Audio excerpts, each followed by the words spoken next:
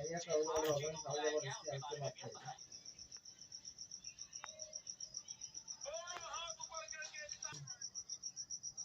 ठीक बात तो लगे एक बार बात कर हाँ आए बार ध्यान कर शाम का करम ना ही बात बस बात खत्म हो जाएगी। है स्पीशीज लॉस को एड्रेस करना दिखाता है कि हमारे प्रधानमंत्री जी सिर्फ इंडस्ट्रियलाइजेशन की इकोलॉजी एंड एनवायरनमेंट पे भी बहुत फोकस कर रहे हैं एंड इस तरह का इनिशिएटिव ये बहुत कम जगह पे होता है एंड आज एक बहुत महत्वपूर्ण दिन है।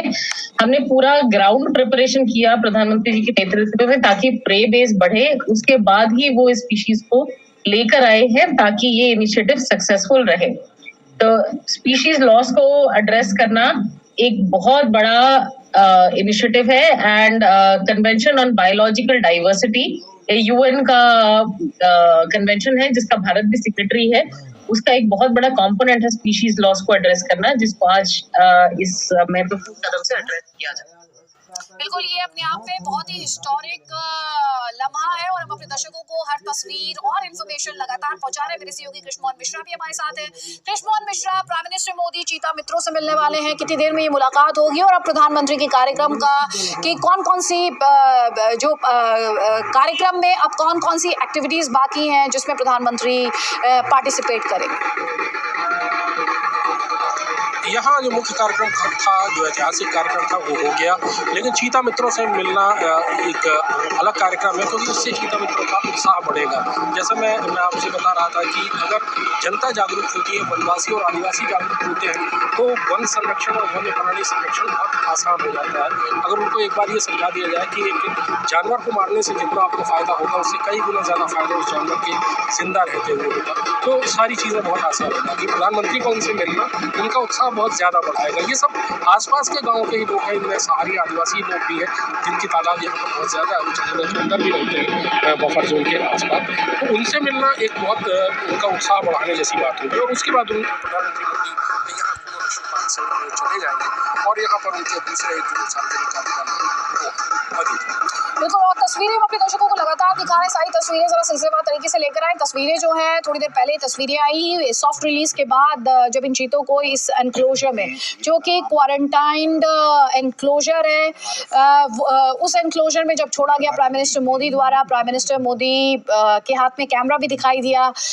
इन लम्हों को क्लिक करते हुए उन्हें देखा गया। आज एक हैट उन्होंने लगाया हुआ है, उस हैट के बारे में भी काफी बात की जा रही है सोशल मीडिया पर। और साथ ही भारत के लिहाज से यहाँ पर बात करनी चाहिए, देश के लिहाज से अगर बात करें तो ये तस्वीरें अपने आप में बहुत ही स्पेशल, बहुत ही खास। 7 दशक का वक्त लगा है नामीबिया से, ये जो चीते आप देख रहे हैं नामीबिया से ये चीते आए हैं और खास तौर पर इस बात का ध्यान रखा गया कि नामीबिया का जो क्लाइमेट है और जो कुनु नेशनल पार्क जहाँ पर ये क्वारंटीन एनक्लोजर है, जहाँ पर इन्हें सॉफ्ट रिलीज किया गया है, यहाँ का जो क्लाइमेट है नामीबिया के क्लाइमेट के मुकाबले बहुत ज्यादा फर्क ना हो। मेरे प्यारे देशवासियों, मानवता के सामने ऐसे अवसर बहुत कम आते हैं जब समय का चक्र हमें अतीत को सुधार कर नए भविष्य के निर्माण का मौका देता है। आज सौभाग्य से हमारे सामने एक ऐसा ही क्षण है। दशकों पहले जैव विविधता की सदियों पुरानी जो कड़ी टूट गई थी, विलुप्त हो गई थी, आज हमें उसे फिर से जोड़ने का मौका मिला है। आज भारत की धरती पर चीता लौट आए हैं और मैं ये भी कहूंगा कि इन चीतों के साथ ही भारत की प्रकृति प्रेमी चेतना भी पूरी शक्ति से जागृत हो उठी है। मैं इस ऐतिहासिक अवसर पर सभी देशवासियों को बहुत बहुत बधाई देता हूं। विशेष रूप से मैं हमारे मित्र देश नामीबिया और वहां की सरकार का भी धन्यवाद करता हूं जिनके सहयोग से दशकों बाद चीते भारत की धरती पर वापस लौटे हैं।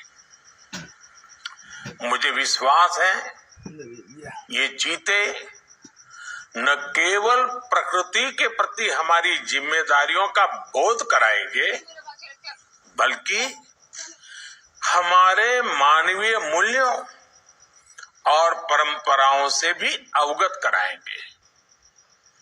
साथियों, जब हम अपनी जड़ों से दूर होते हैं तो बहुत कुछ खो बैठते हैं।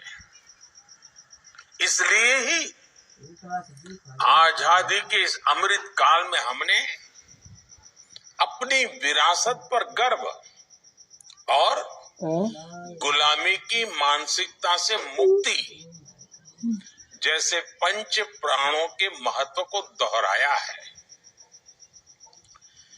पिछली सदियों में हमने वो समय भी देखा है जब प्रकृति के दोहन को शक्ति प्रदर्शन और आधुनिकता का प्रतीक मान लिया गया था।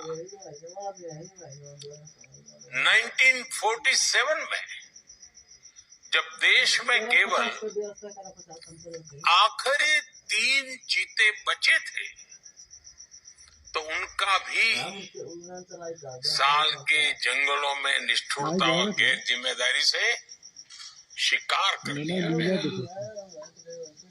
ये दुर्भाग्य रहा कि हमने 1952 में चीतों को देश से विलुप्त तो घोषित कर दिया, लेकिन उनके पुनर्वास के लिए दशकों तक कोई सार्थक प्रयास नहीं हुआ। आज आजादी के अमृत काल में अब देश नई ऊर्जा के साथ चीतों के पुनर्वास के लिए जुट गया है। अमृत में तो वो सामर्थ्य होता है जो मृत को भी पुनर्जीवित कर देता है। मुझे खुशी है कि आजादी के अमृत काल में कर्तव्य और विश्वास का ये अमृत हमारी विरासत को, हमारी धरोहरों को और अब चीतों को भी भारत की धरती पर पुनर्जीवित कर रहा है। इसके पीछे हमारी वर्षों की मेहनत है। एक ऐसा कार्य राजनीतिक दृष्टि से जिसे कोई महत्व नहीं देता, उसके पीछे भी हमने भरपूर ऊर्जा लगाई। इसके पीछे एक विस्तृत चीता एक्शन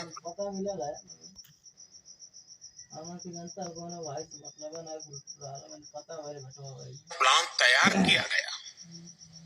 हमारे वैज्ञानिकों ने लंबी रिसर्च की, साउथ अफ्रीकन और नामीबियाई एक्सपर्ट के साथ मिलकर काम किया। हमारी टीम्स वहां गई, वहां के एक्सपर्ट भी भारत आए। पूरे देश में चीतों के लिए सबसे उपयुक्त क्षेत्र के लिए वैज्ञानिक सर्वे किए गए और तब कूनो नेशनल पार्क को शुरुआत